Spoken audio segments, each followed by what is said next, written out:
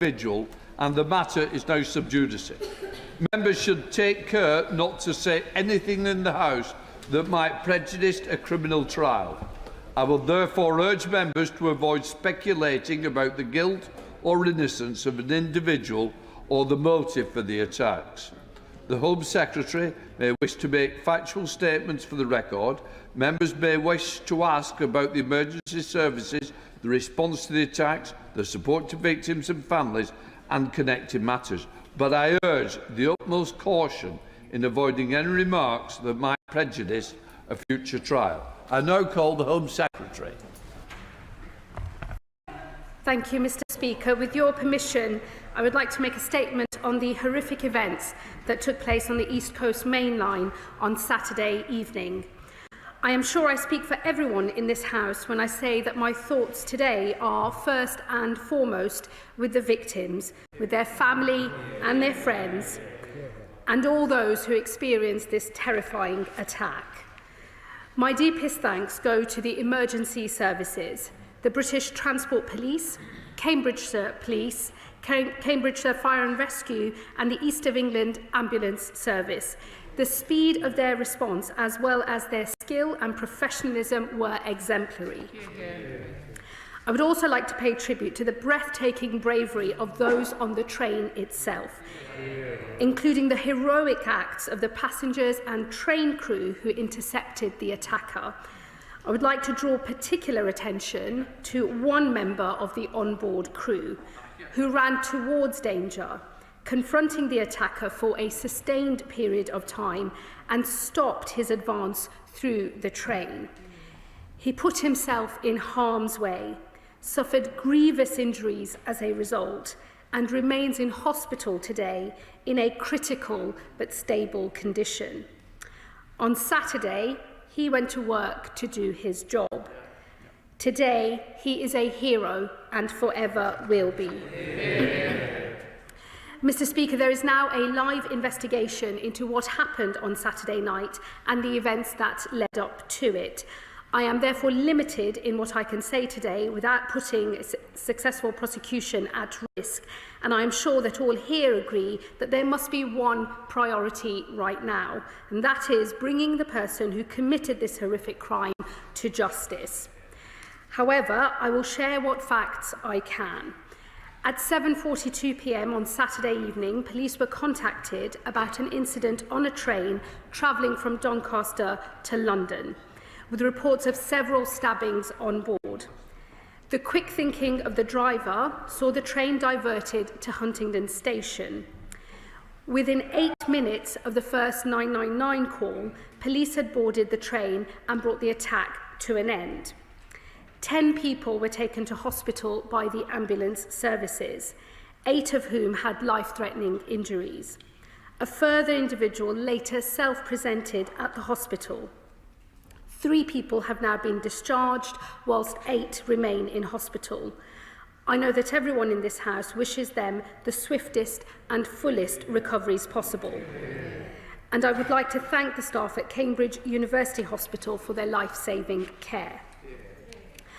I can confirm, as was reported over the weekend, that Operation Plato, the National Police identifier for a terrorist attack, was declared. However, it was rescinded once the incident had been contained. The British Transport Police remain the lead force in this investigation.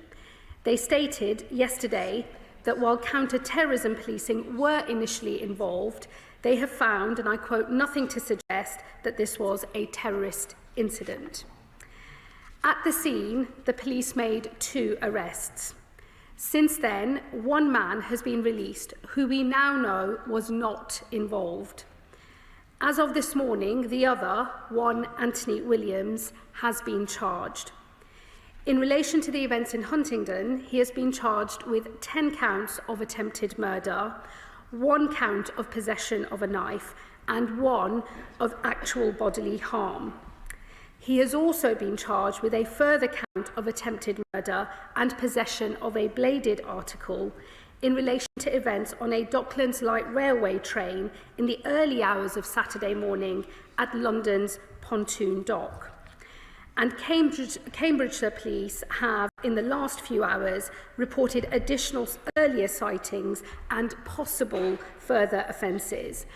As is standard practice in these cases, they have now referred themselves to the Independent Office of Police Conduct, the IOPC, for independent scrutiny of their handling of these reports. For now, there is little I can say about this man and his past, beyond confirming that he is a British national and was born in this country, and that he was not known to the security services, counter-terror policing or Prevent. I know this House and the public will have many unanswered questions today about who this attacker was and about the events that led up to the attack. Those questions will be answered, but it will take time. The police and prosecutors must be allowed to do their work. Since Saturday's attack, the British Transport Police have increased their presence at key points in the transport network, though it should be noted that their operational assessment of the risk posed on our trains has not changed, as this was an isolated attack. It was also, of course, a knife crime. This government is committed to halving knife crime within a decade, and progress has been made this year. We have taken 60,000 knives off of our streets, banned zombie knives and ninja swords, and seen a 5% fall in all knife crime, including an 18% reduction in homicides by knife. I know that ideas have already been suggested about how policing should change in response to this event. Once the facts are known, we must examine what more might have been done to stop this horrific attack from ever occurring, and whether there are measures that we must now take to better protect the public on our streets and on our trains. However, that must be done when all of the facts are available to us. Madam Deputy Speaker, the thoughts of the whole House are today with the victims of this horrific crime, their families and their friends, and all affected by what happened on Saturday night. The sickening act of the man who committed this crime was the very worst of humanity. But the actions of those who responded, who ran towards danger to save the lives of people they did not know, was the very best of us. I know we all share in paying tribute to their extraordinary bravery today, and I commend this statement to the House. Shadow Secretary of State Chris Philp. Thank you, Madam Deputy Speaker. I thank the Home Secretary for advance sight of her statement. Our thoughts are with the victims of this appalling attack and their families, as the Home Secretary quite rightly said. I join her in paying tribute to the emergency services who responded so fast, and to the brave interventions by members of the public and the train staff that prevented an even worse tragedy from occurring. They are truly heroes. This attack has horrified and shocked the whole nation. People simply travelling by train were indiscriminately attacked. The horror the passengers experienced will likely stay with them forever. Anthony Williams has now been charged. As the Home Secretary said, he had been involved in previous incidents in Peterborough, and in the early hours of Saturday morning was also allegedly involved in an attack on the Docklands Right Railway in London. Will she confirm, as I've been told, that police in London knew Williams' identity following that? And if so, were Cambridgeshire police informed so they could track him down? In essence, I'm asking, were there any opportunities to have prevented this from occurring? The Home Secretary said that Williams was not previously known to the security services, counter-terrorism policing or Prevent. Can she also tell the House if Williams was previously known to the police more widely or to mental health services? Mr. Speaker, this all comes just weeks after a murderous Islamist terror attack on a Manchester synagogue, and just days after the horrendous murder of Wayne Broadhurst by an Afghan asylum seeker, both using knives.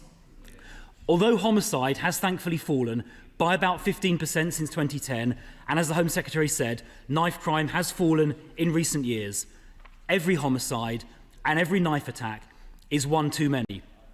I saw, together with the Police Minister, the grief this causes at the funeral of a 15-year-old girl, Eliane Andam, murdered in Croydon just over 2 years ago. So, speaking in general, not in relation to this incident, Does the Home Secretary agree that knife crime and knife homicide are still too high and we must do yet more? Does she agree that more knife crime offenders should go to jail? This is important because when offenders are in jail, they of course can't attack the public. Does she agree we need to ensure more people who carry knives, especially where they use them to threaten others, are jailed? I know of course there are pressure on prison places, but by deporting more of the 10,000 foreign nationals in prison, we could create more space.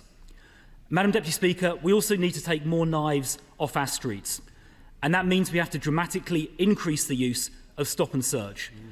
A study this year by Professor Lawrence Sherman, the Met's former Chief Scientific Officer, found that raising stop and search levels in London to 2011 levels would lead to a 1/3 reduction in knife homicide.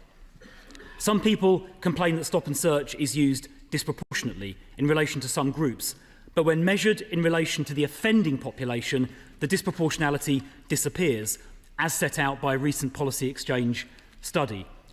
So, Madam Deputy Speaker, we should triple the use of stop and search to get knives off our streets and introduce year-round surge policing in the top 5% of high crime hotspots, which will of course include many train stations.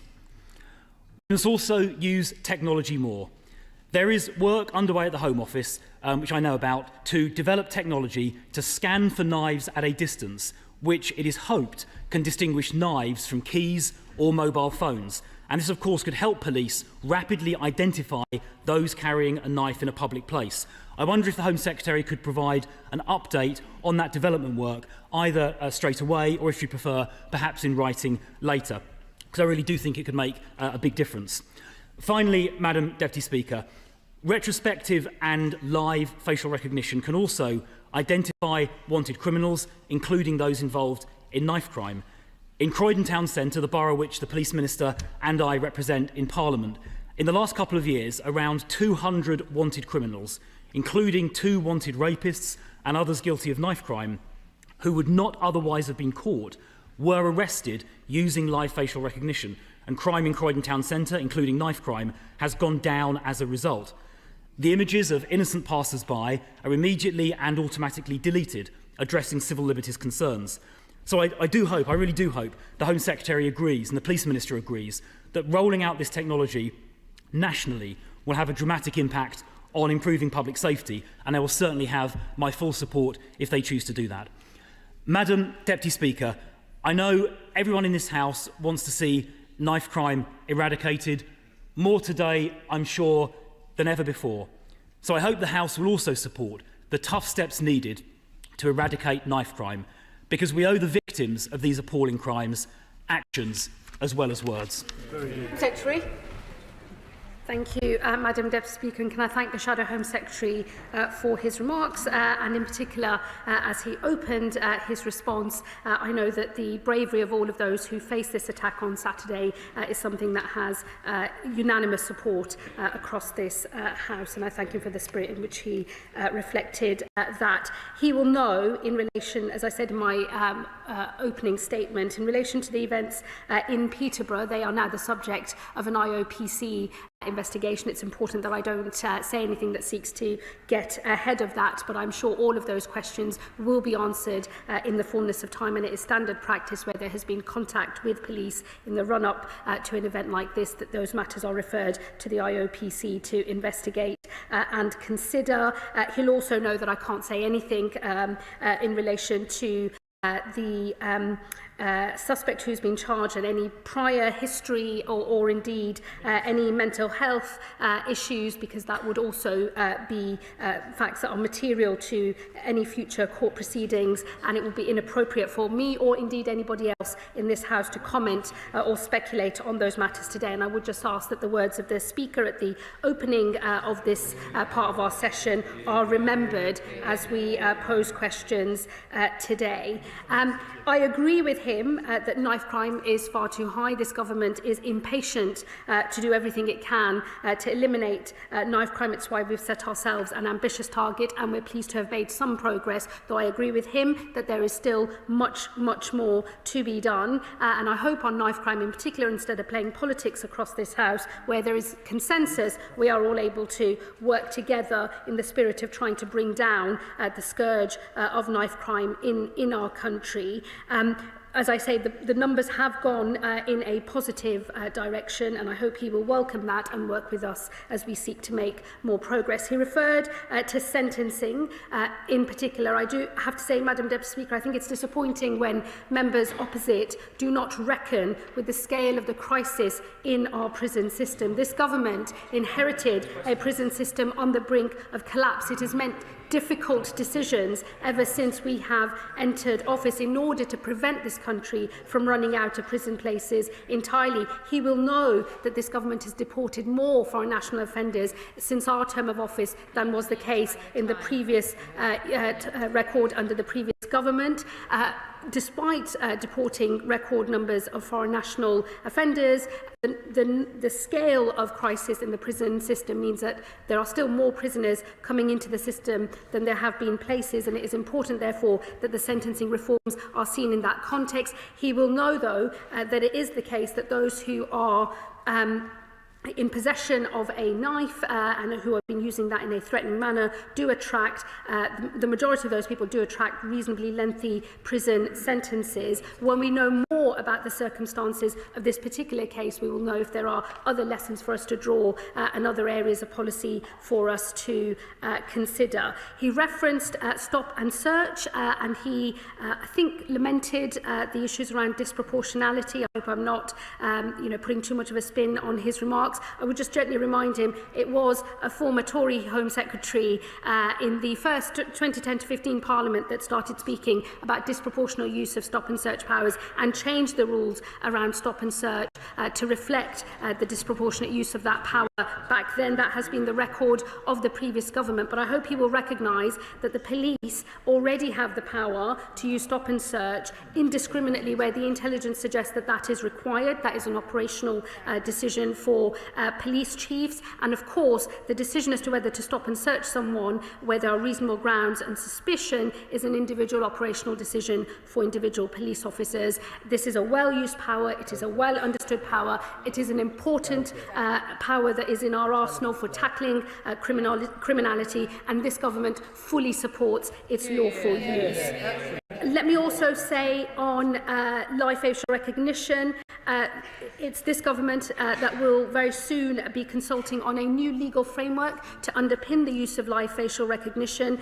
He will know that when his party was in power, it was left to individual police forces, and I believe it was South Wales and the Met who first rolled live facial recognition out, faced lots of legal challenges as a result thereof. The government did not then change their policy, but this government will consult on a legal framework so that all police forces across the country can use live facial recognition technology, confident that they will not find themselves defending those decisions in courts in the future. And I've also supported the rollout of 10 specific live facial recognition units across the country, and will look to do more as well in the coming months. In relation to scans for knives, let me just say to him on tech more broadly, I think there is much more that we can do to use emerging technology in order to help us tackle this type of criminality, and I'm happy to write to him about our current plans, but I will be setting out more in terms of our broader position in the coming weeks. Madam Deputy Speaker, knife crime is a terrible, terrible crime. It claims far too many lives in our country. It is important that we keep doing everything we can to bear down on the damage that knife crime causes and provide pathways for those who get caught up in the carrying of knives.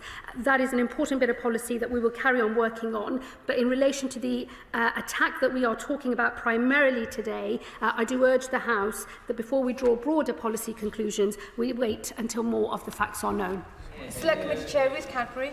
Thank you very much, Deputy Speaker, and I thank the Home Secretary for all her remarks, and also the Secretary of State for Transport, who's here today, for her comments on the media this morning, and I share, as all members of this House do, their concern for the victims and their families, and her recognition of the heroism of so many in this tragedy on Saturday.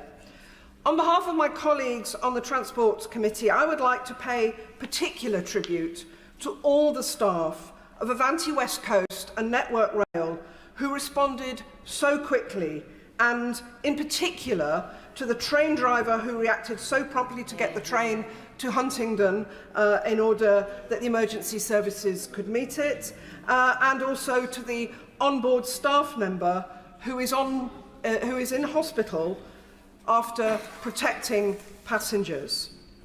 Now, I know that people may be nervous of travelling by train now, and I thank the work the government and the police services have done to ensure additional police presence at our rail stations, as I saw at Waterloo as I came on my way in here earlier. Now, given that the Home Secretary said the British Transport Police have said that their operational assessment of the risk posed on our trains has not changed, as this was an isolated attack, will the Home Secretary assure me that any long-term changes to security on our rail services will be considered very carefully, and once the full facts of this incident are known, and not rushed into without considering the potential downsides that may impact on the ease of travel by train? Well, I thank my honourable friend for her question. It's always a balance in terms of ease of travel for millions of people every single day, and making sure that people are safe. And of course, this government, the Transport Secretary and the rest of government will make sure that any arrangements we have, whether we remain with the current arrangements or anything that might change in the future, always strikes the right balance. That's the most important thing. But for now, based on our current understanding of this attack, the risk assessment has not changed, and although we're providing more reassurance to people so they feel safe getting on the trains in the aftermath of this attack, at this point there are no proposals to go further, but we will of course review that once more of the facts are known. Liberal Democrat spokesperson Max Wilkinson. Thank you, Madam Deputy Speaker. This attack has left 11 people in hospital, one of them a member of the train staff who is in a critical but stable condition. My party's thoughts are with all those affected, the victims, their loved ones, and everyone who witnessed such a shocking event. We also want to thank the emergency services and rail staff for their swift response, as well as the passengers who intervened to prevent further harm. After this sort of incident, Madam Deputy Speaker, it is vital the police are given the time and space they need to establish the full facts. That is ever more difficult due to the rapid spread of disinformation online in the immediate aftermath of these sort of attacks. Within hours, social media was flooded with speculation over the ethnicity and race of the perpetrator, inciting racist and Islamophobic comments.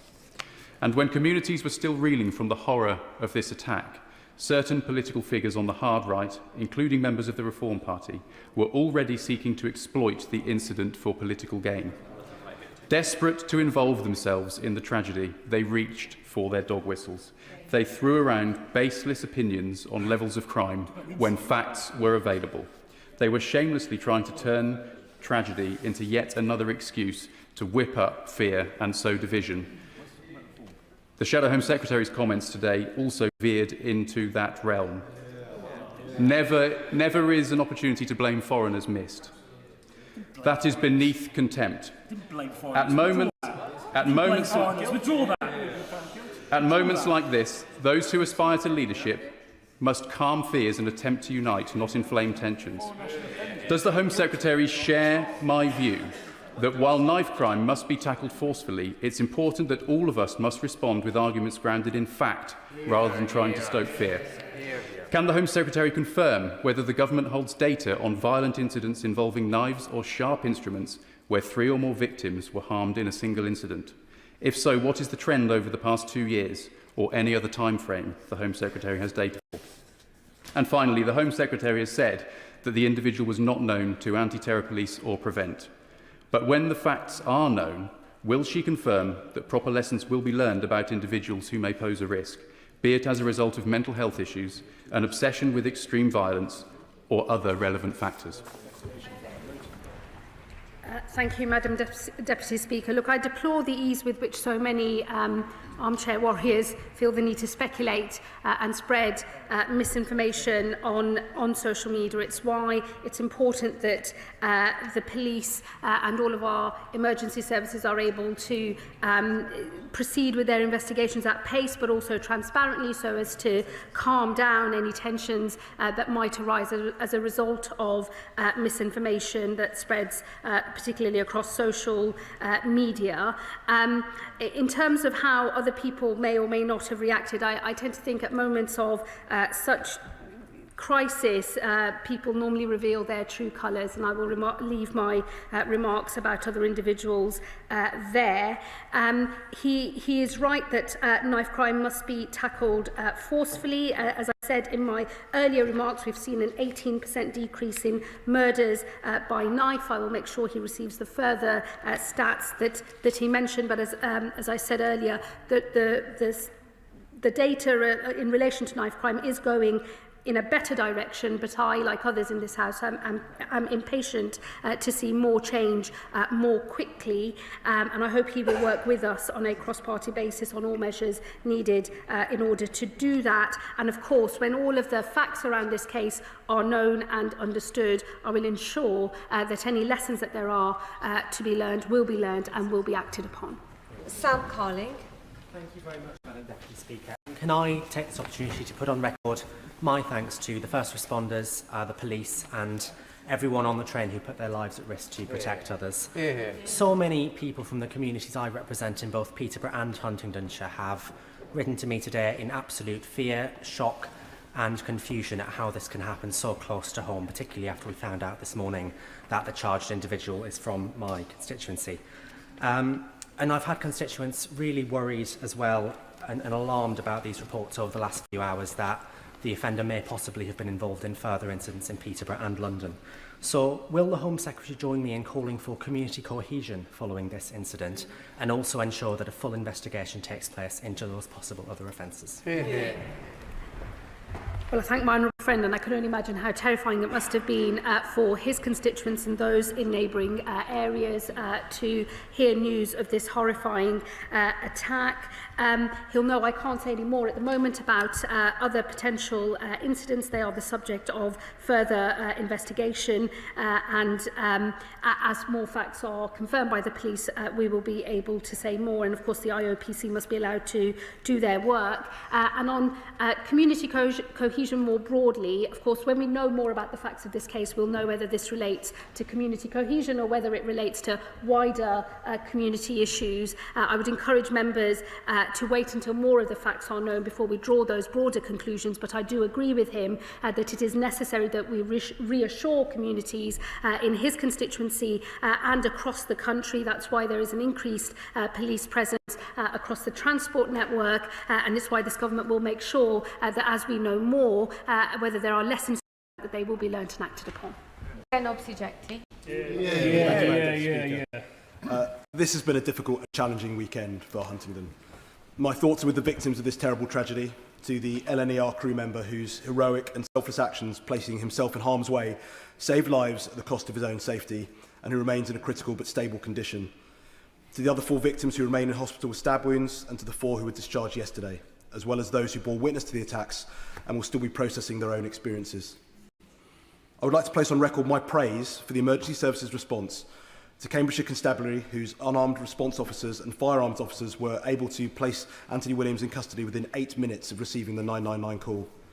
To Cambridgeshire Fire and Rescue Services, our Air Ambulance Services and to the East of England Ambulance Trust for their incident response and for getting the casualties to Addenbrooke's Hospital.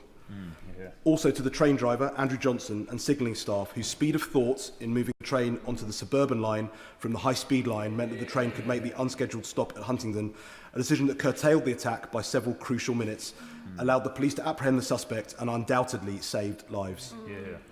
The swift action of all those involved prevented a horrific attack from being far, far worse.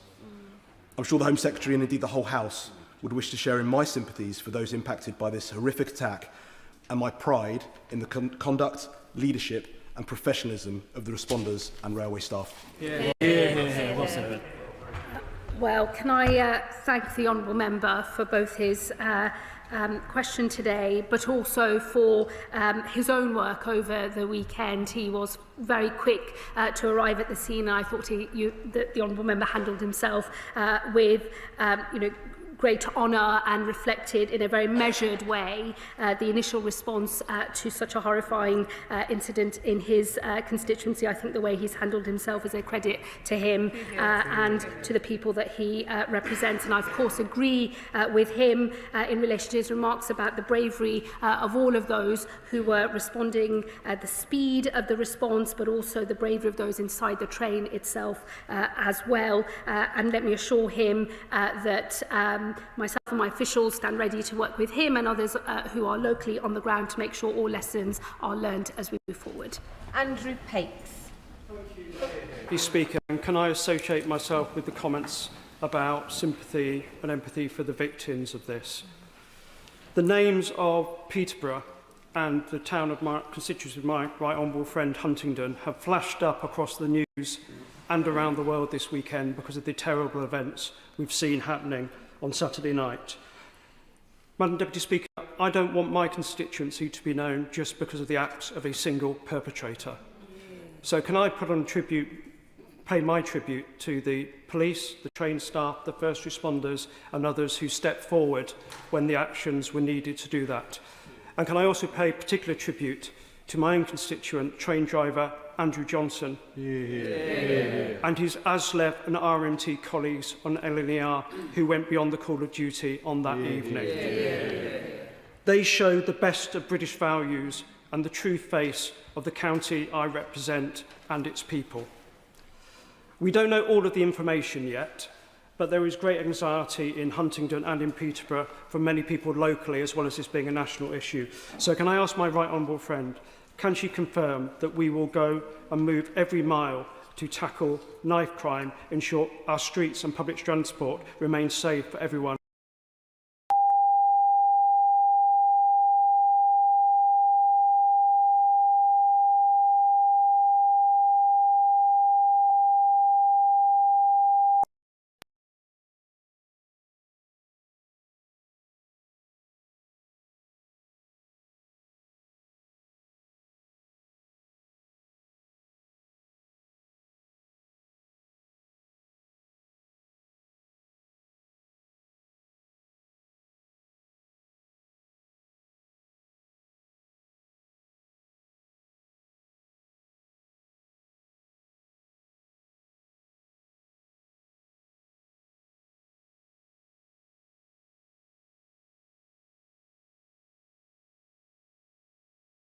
And they reacted with immense bravery and undoubtedly saved countless lives. Dame Karen Bradley. Thank you very much, Madam Deputy Speaker. And can I thank the Home Secretary for her statement and associate myself with the tributes that have been paid to the emergency services, the train crew, and our thoughts with the victims. When we have more information, I'm sure my committee want to look at what actually happened and learn lessons from it. But can I draw the Home Secretary's attention to our current inquiry on new forms of radicalisation? And can I ask that if there are things that come out of this inquiry that are relevant for my inquiry, my committee's inquiry, that we make sure that we learn those points and include them as soon as possible?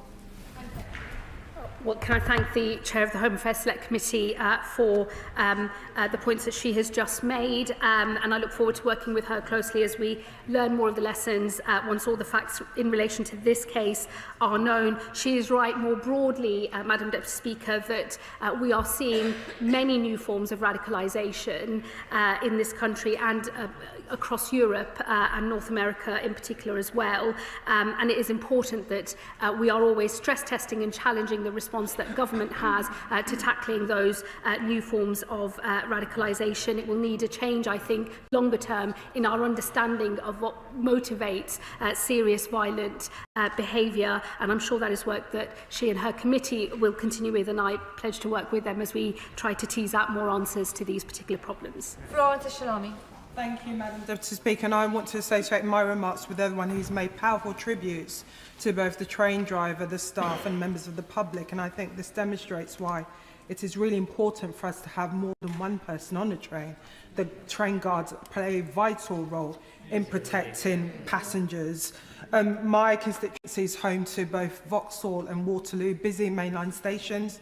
In under 6 weeks, we're going to have millions of people travelling on the public network service coming home for Christmas. Those people need to be reassured that train travel is an efficient and good way in terms of travelling across the country. My honourable friend, the Home Secretary, mentioned that there will be additional resources across the network for the next few weeks. Will that go on into that busy Christmas period? And this is an issue which obviously covers with the Department for Transport. There is the strange funding mechanism for the British Transport Police. Transport geeks will know that it's actually funded by the industry, not directly from the Home Office. But as we take on more control of the public network and the train service, this will fall onto the government. Is this an area that the Home Secretary and the Transport Secretary will be looking at and making sure we've got a funded, fully funded British Transport Police to protect people travelling on public transport? Well, thank my honourable friend for her question. The first thing I would say, Madam Deputy Speaker, is thankfully incidents as we saw on Saturday are very rare, and our train system is generally speaking very safe, and millions of people use it every day without incident. So we have a strong base, I think, to build on. But of course, given what has happened and the horrifying nature of the attack and the indiscriminate way in which victims were stabbed whilst on that train on Saturday, it is important, I think, that British Transport Police have made that decision to increase police presence across the railway network. It's an operational decision for them as to how extensive that is and how long that goes on, but we have a very good working relationship with British Transport Police. I've been very impressed with their response to this attack. I've been working very closely with them over the weekend. I do pay tribute to them and all of their officers, and I will be led by British Transport Police in terms of the operational decisions that they are making. On the wider policy questions that she raises, as more of the network is nationalised, I will of course pick up those conversations with the Transport Secretary. Chard. Deputy Speaker, more generally on knife crime, isn't there a disconnect though between what magistrates are able to do? For example, under the Restriction of Offensive Weapons Act, somebody can get a custodial sentence, let's say 51 weeks, and yet under the government's current sentencing bill, there will be a presumption that a 12-month custodial sentence will not be required. So I just wondered what the Home Secretary might do to get around that, to ensure that the magistrates do have more powers, more sentencing powers, given that, yes, possession of a knife is not the use of a knife, but clearly the one so often sadly does lead to the other. So there's clearly a legislative disconnect, and I hope the Home Secretary will look at that. Thank you. Well, can I thank him for his question? He will know the average sentence for threatening with a knife is actually more than a year. It's around 15 months. It wouldn't be caught by the presumption in the current sentencing bill. I would also say to him, it's a presumption within the sentencing bill, not a blanket ban on sentences of under 12 months. There is still discretion for judges in all cases, and the bill does set out the circumstances in which that presumption can be overridden. It will always be a matter for the independent judiciary based on the facts of the case in front of them. Start by joining others in expressing sympathy to all those who've been affected. My thanks to the emergency services, the members of the public who got involved, and of course that train crew who acted heroically to protect their passengers. The Home Secretary will understand that there is a given the developments today and her statement on the incident in East London, Pontoon Dock in my constituency, there's a great deal of anxiety and fear amongst my constituents of West Ham and Beckton. I'd like to place my thanks on the record, my thanks to the police for their engagement this afternoon with me. What assurances can she give to my constituents on the safety on public transport, particularly in East London, where we have a lot of smaller, unstaffed, open access, Dockland-like railway stations that are used and are essential to the daily life of my constituents. Well, my honourable friend will know I'm limited in terms of what I can say, given it's a live police investigation. The police have obviously confirmed some of those facts already, but their investigation must be allowed to continue without further speculation. But he makes a good point on, and I can well understand why people in his constituency or those who regularly use this particular station will feel concerned. It is why BTP have increased patrols in order to provide additional reassurance to the community. We have nothing that suggests that that was a particular location of interest at this point, and I hope that that does reassure his constituents. Yes. Could I echo tributes to train staff and to the emergency services, to her and her team, who I'm sure were working flat out all weekend. Obviously, the case is going through an investigation, but could I urge her to, given the events of Saturday and the run-up to Saturday night, could I urge her to bring together police chiefs to talk about information sharing and any further resource they require?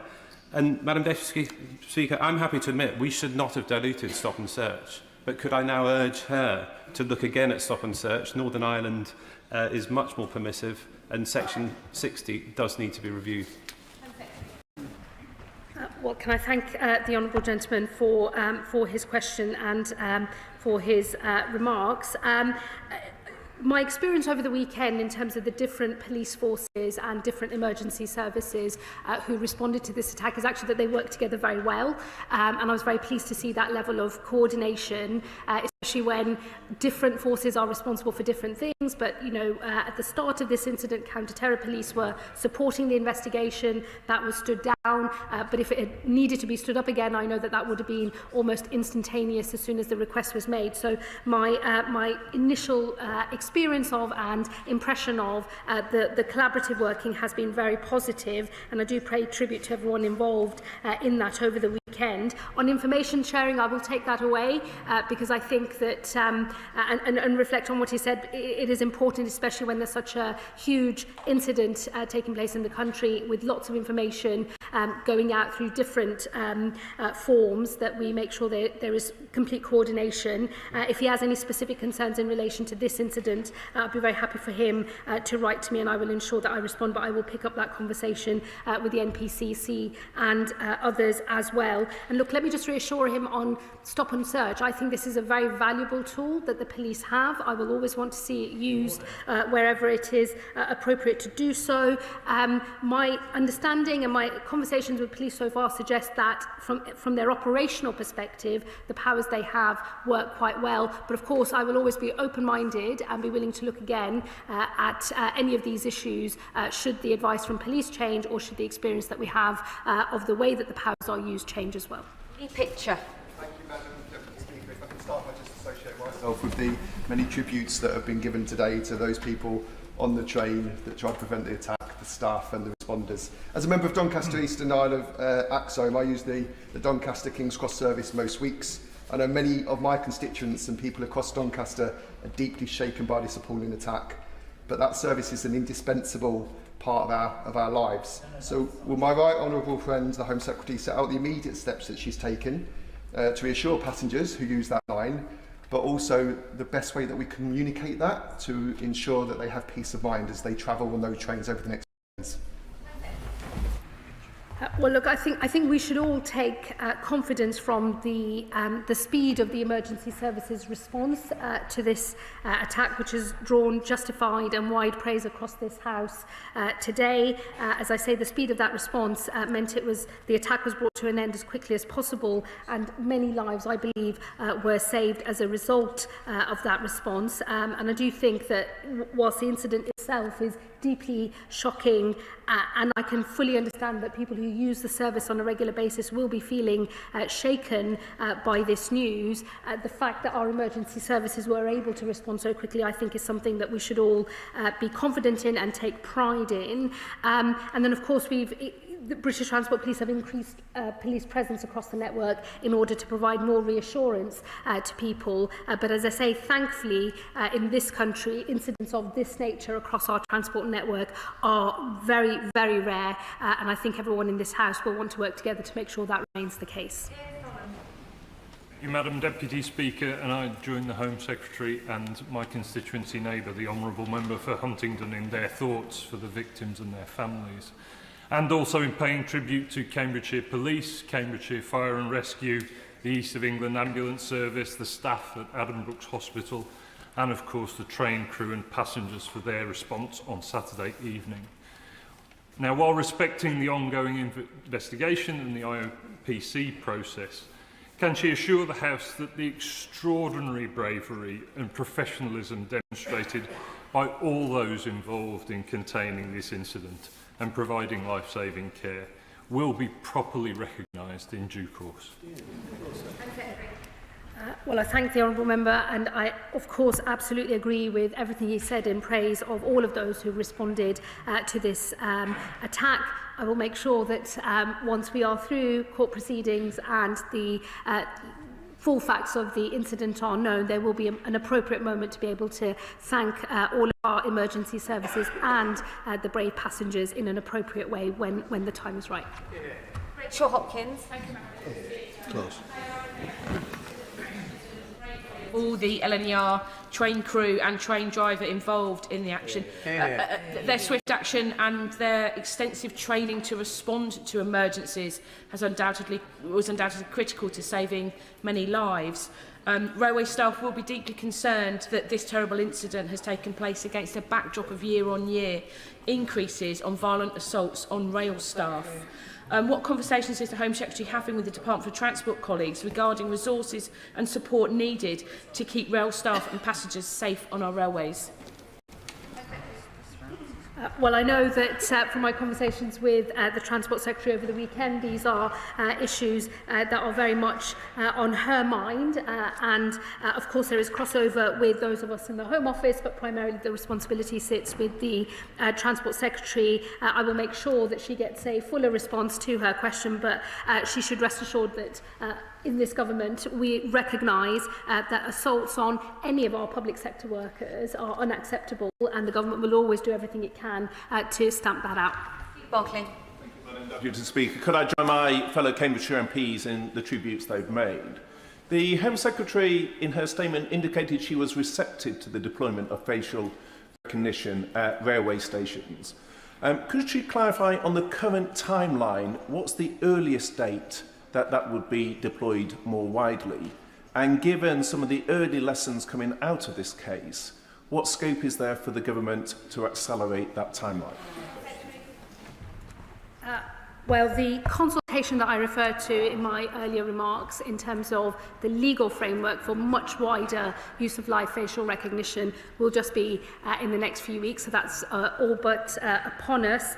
I referred to the funding for 10 new mobile units which has been made available, and British Transport Police is preparing a pilot of live facial recognition technology at selected railway stations in London. It will run for a period of 6 months. The exact dates will be public in due course, and I will make sure we write to him with those when they are decided. Thank you, Madam Deputy Speaker. With LNER headquartered in my constituency of York, I have written to David Horn, the Managing Director, to offer my support to him and pass on my best wishes to his crew.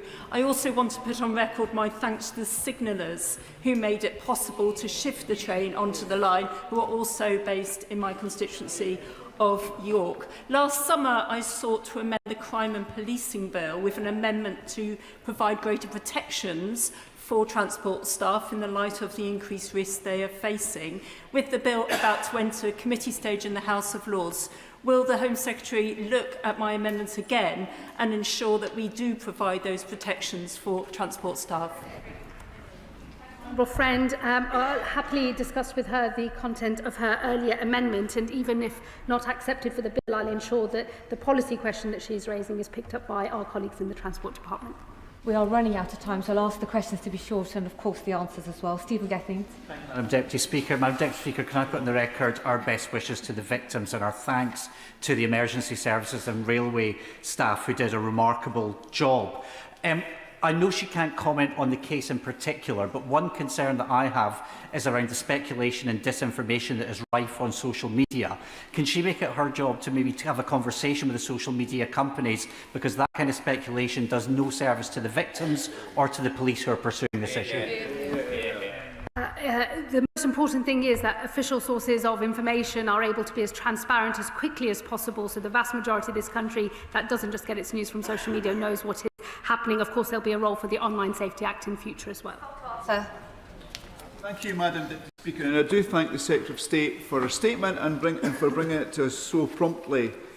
I use LNER every week to come to this place, and I always knew the staff were great, but I didn't realise they were heroes. And I think the response we've seen from both the staff and the public on the train really was the best of Britain. But I think the response of social media was absolutely shameful, I'm honest, absolutely shameful. It shames us as a country, actually. Yeah. But LNER does connect Edinburgh South West to destinations north and south. And I'm sure my residents will be really pleased to hear what they are looking at facial recognition on the transport network, because I think it's incredibly important.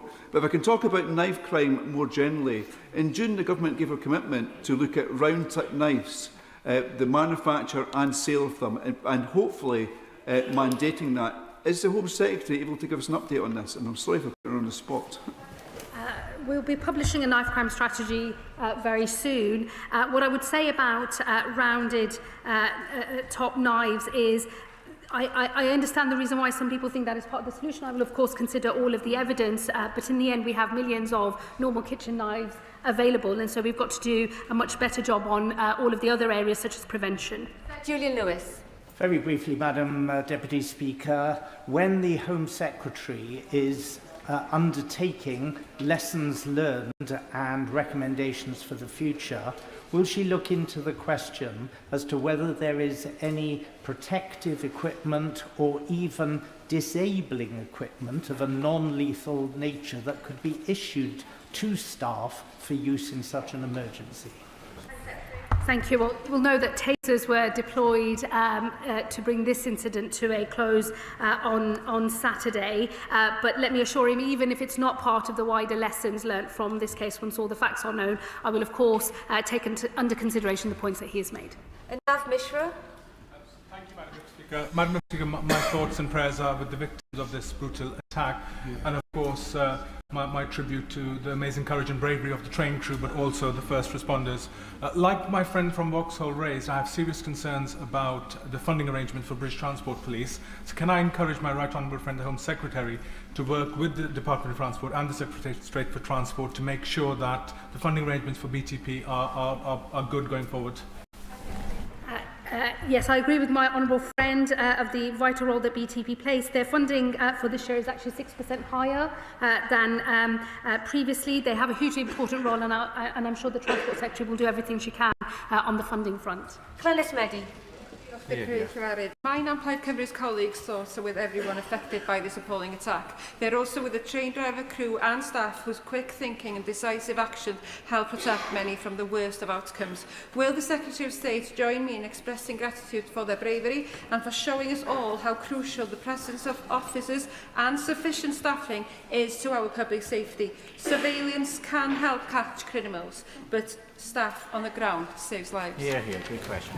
She makes a very good point, and it is undoubtedly the case that the staff on the ground in this incident saved lives. Neil Duncan Jordan. Madam Deputy Speaker, and can I echo the Home Secretary's comments earlier and the tributes paid in the House already? She will know, though, that the British Transport Police is facing an unprecedented funding deficit that threatens the safety on our railways. There's currently 8.5 million shortfall, with the threat to nearly 300 jobs. Will she therefore meet with the Transport Secretary to discuss how we can fully fund the BTP as a matter of urgency? Well, I would repeat that the BTP for year 25-26 have been awarded £415 million, which is an increase of almost 6% this year, and I'm sure the wider funding issues are something that the Transport Secretary is considering. Eastwood. Madam Deputy Speaker. I also want to pay tribute to those who were on the train, the staff and the first responders, as well as members of the public. Could I also ask the Home Secretary to consider comments made by the Right Honourable Member for Staffordshire Merlins in terms of the new ways of radicalisation? The previous Home Secretary also referenced this at the dispatch box, and I would be very keen to hear her views on it. Thank you, Madam Deputy Speaker. The Honourable Lady is absolutely right to raise the issue of the wider forms of radicalisation that we are now starting to see in this country. She should rest assured I will ensure, even if it's not relevant to the specific lessons to be drawn from this case, that is very much on the minds of all of us in government as we seek to meet the scale of the new challenge that we face. Paul Davies. Madam Deputy Speaker, I fully support remarks made by the British Transport Police Deputy Chief Constable Stuart Kennedy that the heroic actions of the LNER staff member undoubtedly saved lives. At a recent meeting with the TSSA, they raised concerns about policing budgets and the unique pressures facing the British Transport Police. What discussions has the Minister had with the Treasury to ensure a fair funding settlement, one that safeguards their operational capacity and ensures the continued safety of passengers across our network? Well, I would repeat the earlier answers I've given in relation to funding, and you should rest assured these are matters that we are discussing with the Transport Department. Jeremy Corbyn. Thank you, Madam Deputy Speaker. In her review, will the Home Secretary undertake to look at the very serious problem of some trains operating without any staff on at all, some very busy trains with insufficient staff on, and hundreds of stations all over the country, particularly in the evenings, with no staff on at all, where the public are obviously, travelling public, are obviously very vulnerable and at risk? Can we pause driver-operated only trains and look at the issues of safety for the public as a whole? Well, we will be led by the operational assessment made by British Transport Policing in terms of what is required, and he should rest assured the government will make sure that where we have a role to play in terms of keeping people safe on the transport network, we will do so. Kelly Foy. First thoughts are with the victims of this horrific attack. The RMT union has called for urgent meetings with the government, with police and the industry to ensure that we have the strongest resources and procedures in place to protect staff and passengers. Can she confirm that the Department for Transport and the Home Office will facilitate these meetings as soon as possible? Well, I can assure her that myself and the Transport Secretary will, of course, be discussing all and any lessons to be drawn from this incident, and that there will be a cross-government response that meets the scale of the challenge that we face. Adam. Madam Deputy Speaker, does the Minister share my deep concerns that when heinous incidents like this occur, certain political commentators and sadly certain politicians race to set the narrative behind such attacks as ethnicity or faith-based, or ideally both, rather than focusing on the key crime indicators like socio-economic deprivation, disintegration of youth services, addiction issues, lack of funding for our police force, or lack of mental health support facilities? Does she agree these factors matter much more than ethnicity, faith, or migration status of the perpetrator? Well, I think he's getting rather ahead of what facts are currently known about what lay behind this particular attack, so he'll understand if I refrain from making broader conclusions about the motivations here. I think it is important, learning the lessons of what happened after the Southport attacks, that government moves quickly and that police move quickly to make all shareable information available to prevent the spread of disinformation and potential public disorder. That is the end of the statement on the response to the Huntingdon train attack. I'll give the front benches a few moments to shuffle over. Order, Ruth Cadbury. I ask that the record be corrected. I inadvertently said Avanti West Coast. I must have been thinking of the derailment and not the tragic incident, which was, of course, on LNER. Thank you so much for the correction. Now duly on the record. Please seated. Point of order. Is it really a point of order, Jim Shannon? There isn't. In my constituency of Strangford today in Portavogie, a young man was killed in a knife attack, and I think perhaps maybe in order for mention that there, and perhaps the House would join me. Mr. Jim Shannon, that is very important, Mr. Jim Shannon, but we cannot continue that statement. It is now concluded. Point of order, Chris Phillips. Very briefly, I think the Home Secretary may have misheard me during my question. I was saying that I was not concerned about disproportionality of stop and search, because when you compare it to the offending population, there is no disproportionality, and I was encouraging further use of the tactics. I wanted to make sure the Home Secretary had heard and received that message. The Secretary has most definitely got that on the record. I will now continue with the business of the day. The Clerk will now proceed to read the orders of the day. Public Office Accountability Bill, second reading. Now. Prime Minister, to move second reading. Thank you very much. I beg to move that the bill be now read a second time. Before I come to the bill, Madam Deputy Speaker, I want to put on record in this House my own tribute to the police, the first responders, and in particular to the heroic actions of both the driver and members of staff on board the Doncaster to London train, where such a vile and horrific attack took place this weekend. We all share in the revulsion of this shocking incident, but there's no doubt that their collective action, their brave action, saved countless lives, and I know the whole country is grateful for that. Madam Deputy Speaker, 36 years ago, 97 men, women and children went to a Liverpool football match in Sheffield, an FA Cup semi-final, an occasion of joy, and they never came home to their families. Madam Deputy Speaker, I invite the House just to reflect on that simple statement of fact, what that might feel like. Nearly 15 years ago, when I was Director of Public Prosecutions, I met many of the Hillsborough families during the independent panel led by Bishop James Jones.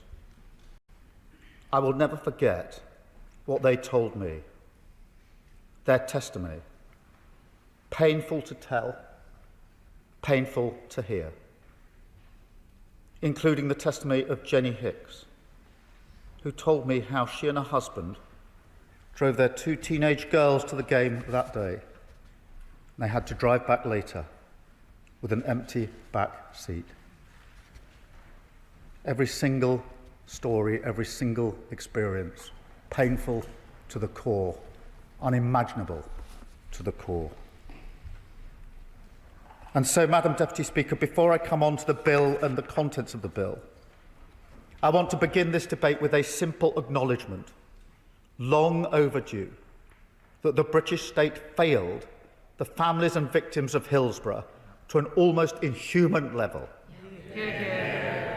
But, Madam Deputy Speaker, those victims and their families, their strength, their courage, their refusal to give up, a determination no matter what was thrown at them, to fight for people they'll never know or meet, to make sure that they never go through something like this again. They are the reason we stand here today with this bill. They are the reason why it will be known as the Hillsborough Law, and they are the reason, Madam Deputy Speaker, why we say clearly again what should have been said immediately, that their loved ones were unlawfully killed and that they never bore any responsibility for what happened in Sheffield that day. And we say it from this dispatch box today. Because, Madam Deputy Speaker, the entire country knows what happened next. You know, we often call Hillsborough a tragedy, but it's more than a tragedy, because the disaster was not down to chance. It was not an accident. It was an injustice. And then further injustice piled on top when the state subjected those families to endure from the police lies and smears against their loved ones, while the central state, the government, aided and abetted them for years and years and years. A cover-up by the very institutions that are supposed to protect and to serve. And, Madam Deputy Speaker, it is nothing less than a stain on modern history of this country.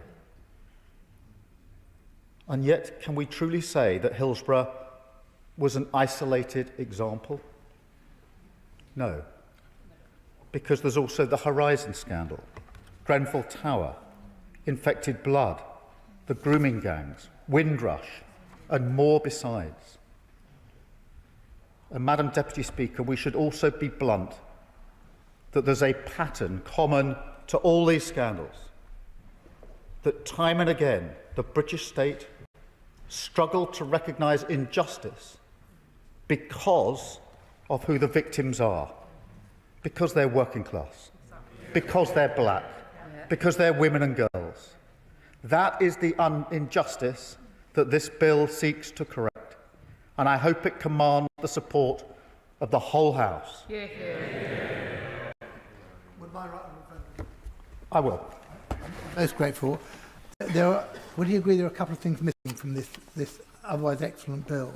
The first is an acknowledgement of the role that the media played in covering up many of the wrongs that happened. And the second is a national oversight mechanism, something that will ensure that when recommendations are made, that they are carried out.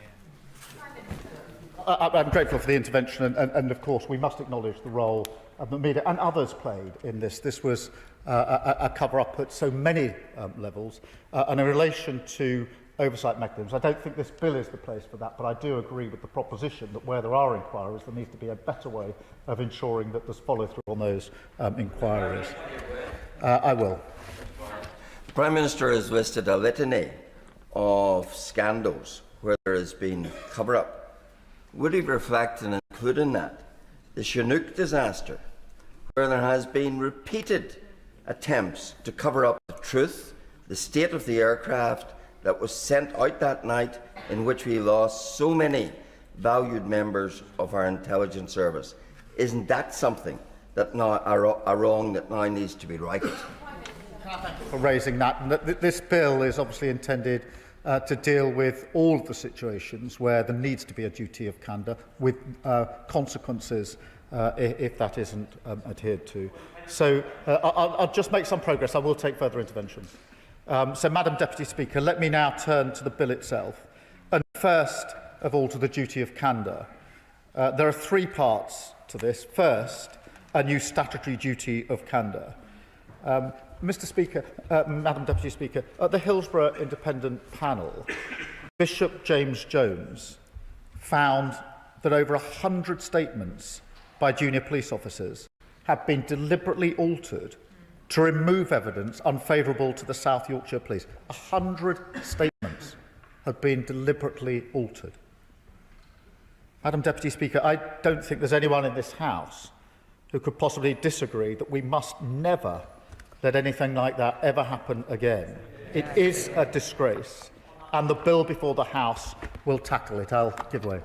Shannon. Can I commend the Prime Minister and Government for bringing this bill forward? I think it enheartens us all to see the content of it. Does the Prime Minister not agree that with the rise of social media, there is more public scrutiny than ever before and less trust in the institutions?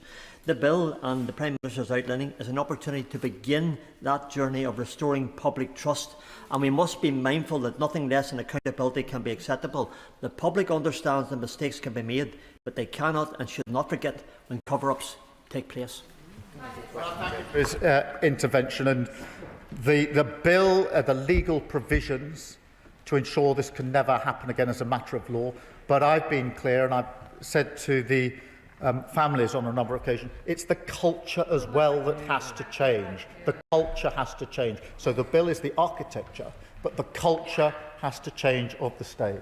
Yes, of course. I'd like to thank him for giving way. Charlotte Hennessy, whose father, Jimmy Hennessy, was unlawfully killed at Hillsborough, has had conversations with the Prime Minister where he has assured her that the law does not need to be watered down and will be delivered in its entirety. She's in the chamber today. Will he make that promise in this House today? Absolutely. I made that promise. I looked the families in the eye. I made that promise and I meant it. And I say it again from this dispatch box, this bill will not be watered down. This is such an important re-orchestrating of the relationship between the state and its citizens. It will not be watered down. I'm very pleased to be able to affirm that from this dispatch.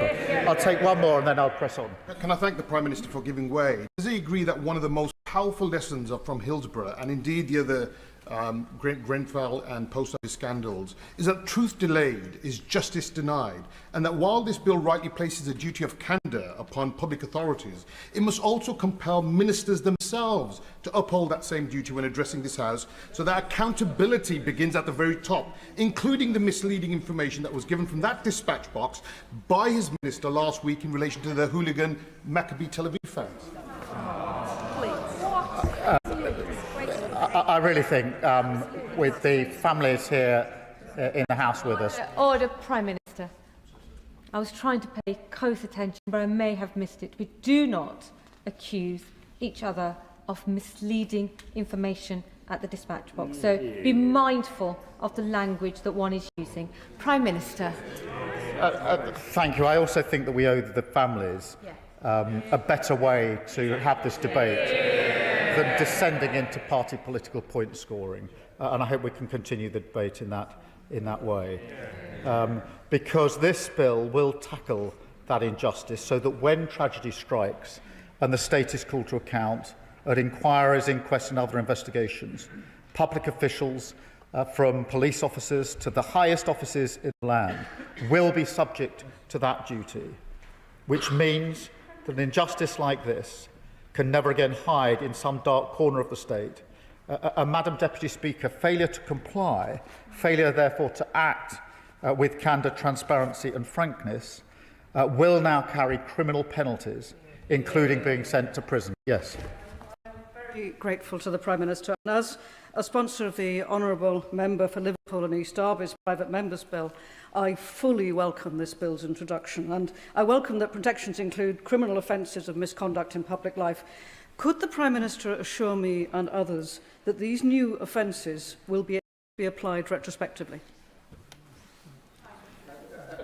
No, they won't be able to, but that's not a deficiency of this bill. That's a long-standing constitutional rule. It's about what moves in terms of offences that move forward.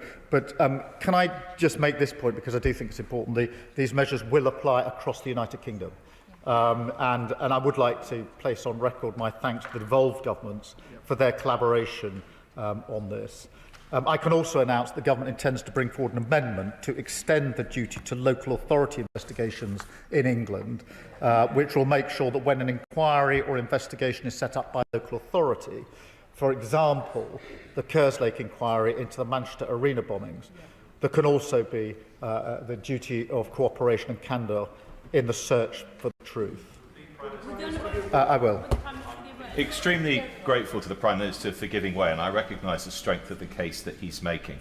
He will understand the interest the Intelligence and Security Committee has in Clause 6 of this bill, which provides for certain exemptions for those who work for the intelligence agencies. What it then says is that those people should report internally within their organisation information that may be of use to an inquiry or investigation.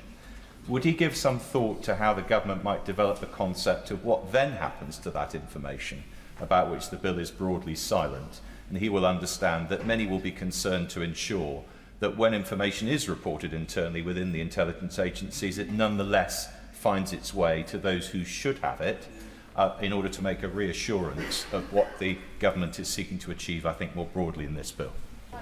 Thank you for that intervention. Obviously, a lot of thought's been given to that particular issue of the security and intelligence services. What the bill, therefore, does is to be clear that the duty applies, but has a different way of applying it. And I think that gets the balance right. And obviously, there are various national interests and public interests to protect in doing. I will give way. I'm very grateful to the Prime Minister for giving way, and I congratulate him and thank him for bringing forward this bill.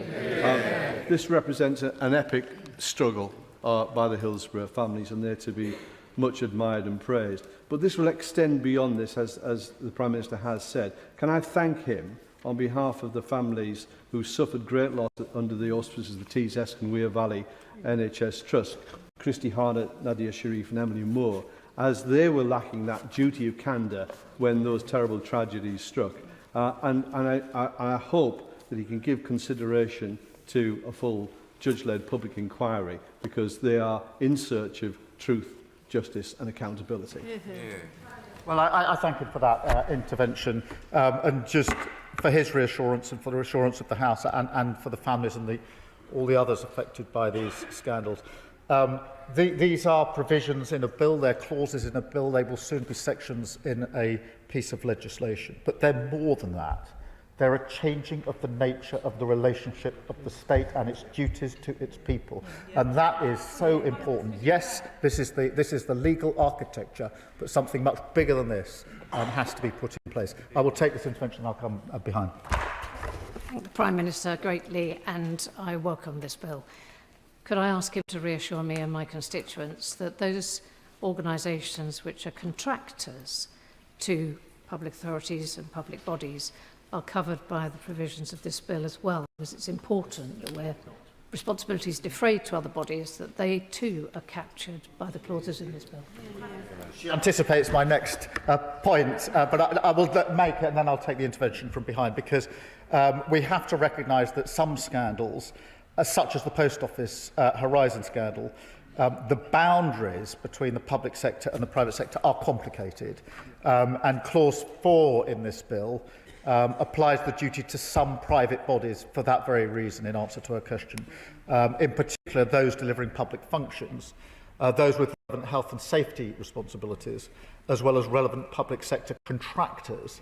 So in the Home Office, in the Post Office case, Fujitsu, for example, for that very reason, because we have to recognise that it's blurred, and we need to make sure that the duty extends appropriately.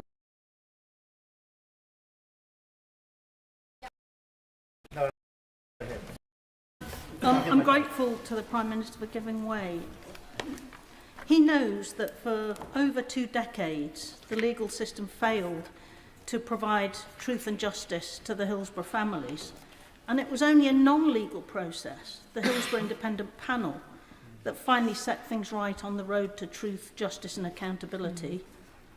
Does he see any prospect, therefore, of us including in the legislation at a later stage provision to ensure that the Hillsborough Independent Panel type process can be offered to families who are involved in future disasters to try and circumvent this long-standing failure of the criminal justice system and the justice system to offer truth and accountability quickly to families? I'll start by thanking her for her work and campaign on this over many, many years. And she makes a really powerful point about the independent panel. I first met Bishop James Jones 15 or plus years ago now, and I genuinely think he was amongst the first to listen properly, knowing what listening means, to those that were giving evidence to his panel, which is why he was so well received and respected in the report that he made. And we will certainly give consideration as to whether panels of that like in future can serve a useful purpose. I'll take the other intervention. I thank the Prime Minister for giving way, and he's been very generous in taking all the questions. And I want to congratulate him for introducing this particular piece of legislation. But can I just ask if the duty of candour can be applied fully to all investigations, including independent panels, and not just statutory inquiries, and that the command responsibility must personally rest with those in charge and not simply the institutions? Well, it does apply to non-statutory inquiries, so her point is covered within the bill. Madam Deputy Speaker, I'll press on. The second part of the duty of candour is a professional duty of candour for all public servants, because the Nolan principles of public service, honesty, integrity, accountability, selflessness, objectivity, openness and leadership, they're not some kind of optional extra, but the very essence of public service itself. So every public authority will now be legally required to adopt a code of ethical conduct based on